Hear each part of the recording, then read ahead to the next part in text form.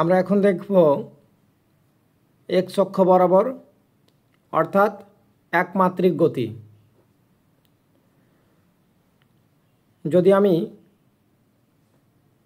গাড়িটিকে যাত্রা করাই তবে গাড়িটি শুধুমাত্র এক্স অক্ষ বরাবর যাবে, যা একমাত্রিক গতি।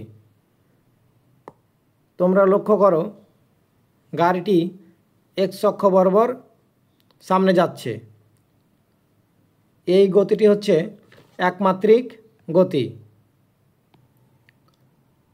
এখন দেখো, যদি আমি ভূমির সাথে কোণ করে কোনো বস্তু নিক্ষেপ করি তবে সেটি একই সাথে সামনের দিকেও যাবে, উপরের দিকেও যাবে, অর্থাৎ এক্স অক্ষ বরাবর এবং ওয়াই অক্ষ বরাবর।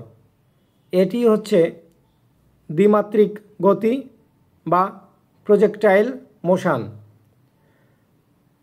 বস্তুটি নিক্ষেপ করলে কি হয় তোমরা লক্ষ্য করো,